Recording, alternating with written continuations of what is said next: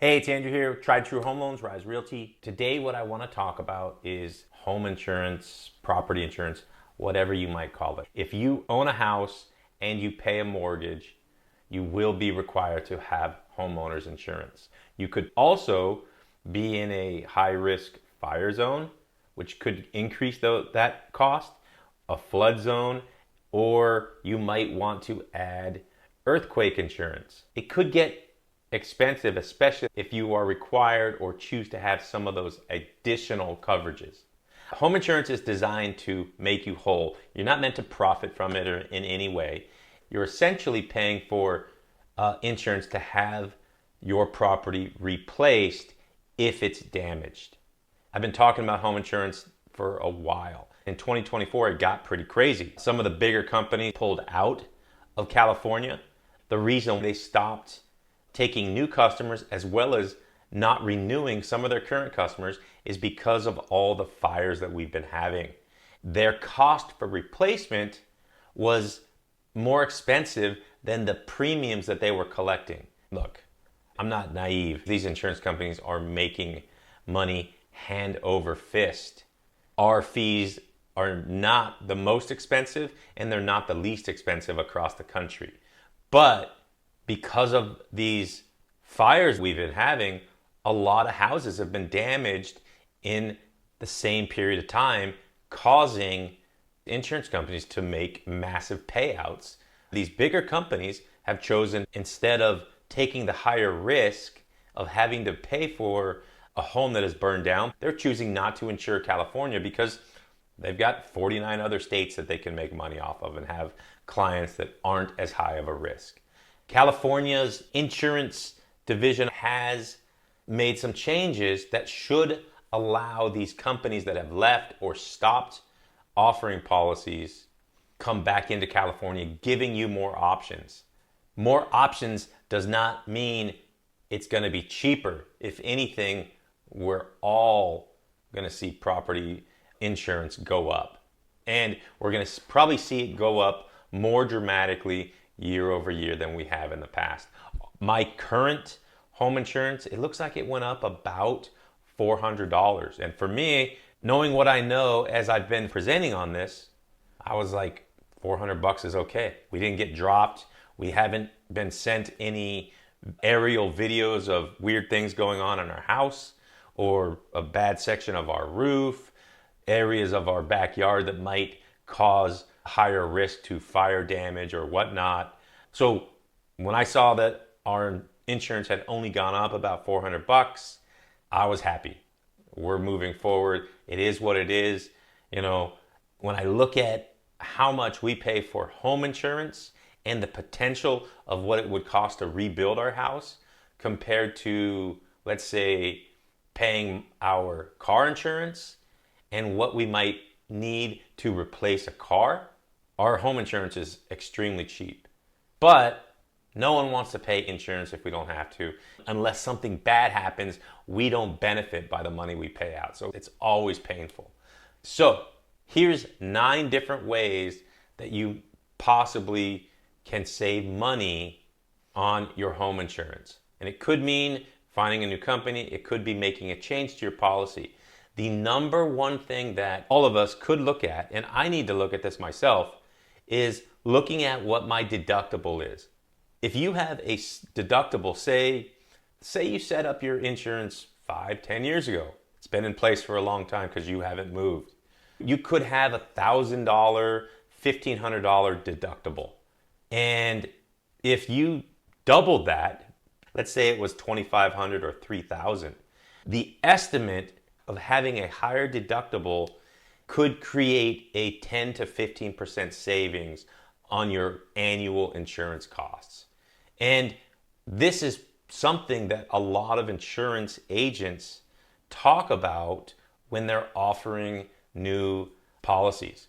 Here's the thing. If your policy's 10 years old and you've had it set at $1,000, well, there might have been situations where damage to your property that caused you to make a claim could be $700-800.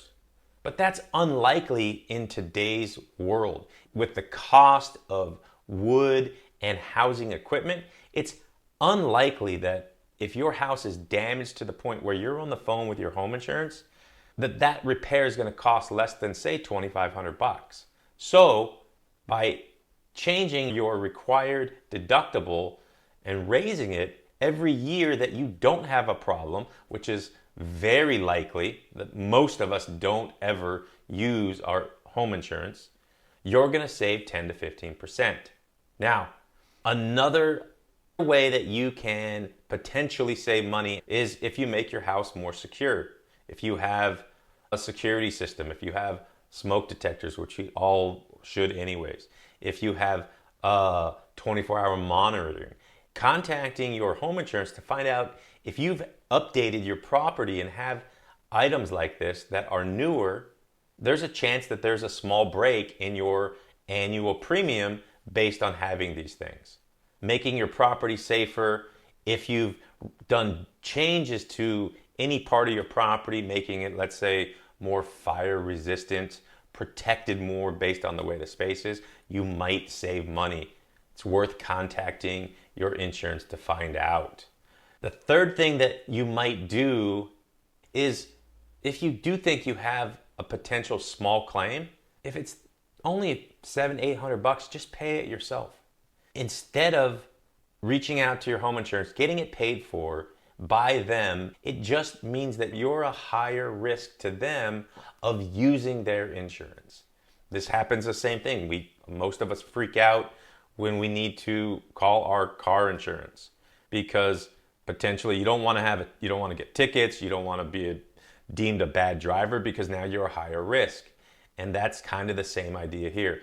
If you have a bunch of small claims, you're signaling to your home insurance company that these small claims, as they're not life-threatening, but they're bothering you enough and you're using your insurance, meaning they're going to have to make a payment. So avoid that if you can. Now, a fourth thing that you might do is ask about, let's say, uncommon discounts. You could have a discount depending on what type of job you are. They might give a military discount or something for first responders or teachers. You might also get a discount for things like setting up auto payment or having paperless billing. Another opportunity to save money could be if there are no smokers living in your house, meaning that there's zero chance that someone's gonna fall asleep while smoking and set the house on fire. Each of these insurance vendors could have a different policy and a small savings on things like this.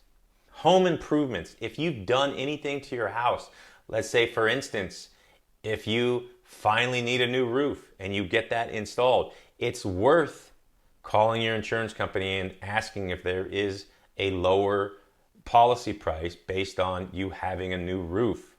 Another opportunity for you to save money could be if you can bundle different policies. If you have your car and home, potentially life insurance, any types of different policies that you could bundle together could save you money on all three of your different policies. And at the end of the day, if you're getting good service from the insurer that you're working with, most likely if you add another policy for a different service, you're going to get that same customer service and potentially save money.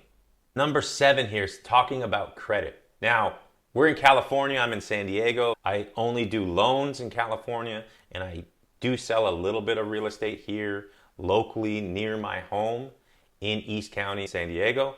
But some states across the country do base their insurance premium on your credit score.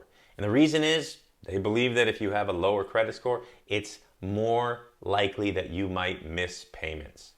And that is a higher risk to them of you having an issue when you haven't made your payment. So for California, that's irrelevant, but it is something that could happen if you live in a different state. Number 8, get rid of high risk items. So here's something that comes up a lot with buyers that are looking to purchase a house. They ask, what's the difference of the cost for having a pool or a backyard with grass and shrubs? And generally, they're talking about the amount of water needed for both. And those two are actually probably pretty similar because the water in your pool evaporates on a daily basis and you have to refill it if you're going to be using it. You need to water your grass and plants throughout your yard to keep them alive. And so the cost of water can be very similar depending on the size of your yard, of course, compared to the size of your pool. You have a front yard that probably needs watering as well, but a pool, a kids' play structure, a big trampoline, things like that create risk or potential for your family or guests to get hurt could cause your insurance premium to be higher. So if home insurance has become an issue as you're looking to buy a house, you might consider not looking at homes with pools because it's likely that premium could be a little bit higher. Number 9, shop around for rates. And this is something that, we don't like to do, but it's important. Something like insurance, you're going to pay this once a year. It's going to be part of your ownership responsibility, and you only benefit from making this payment if there's a problem. So ideally, you want to get enough coverage that protects you for all your needs, and I'll go into that in a different video, but you want to pay as little as possible because all you want is the protection and the customer service to ensure that in the time of need, you're going to be protected and you're going to get the response from the company in a timely manner that helps you get through that situation as smooth as possible. So home insurance is part of owning a home. Even if you don't have a mortgage, you should probably have property insurance for your house. But if you have a mortgage, they're going to require you to have that. And you can either pay it yourself or it can be part of your impound account that is collected with your mortgage. I like to set up the impound account for anyone that doesn't already have investments and money that they manage, say in the stock market or other places that they are saving money that's allowing them to earn interest, because it just keeps everything simple. If you're not set up to use your money that you have in a way that's earning interest just by where it's being stored, you're better off letting your mortgage servicer manage that escrow account and you just make the one monthly payment for your whole mortgage, which is the principal payment, your interest payment, property taxes, and home insurance. And they collect it monthly and pay it annually and biannually for you each year. Have more questions? Please reach out. My information is below.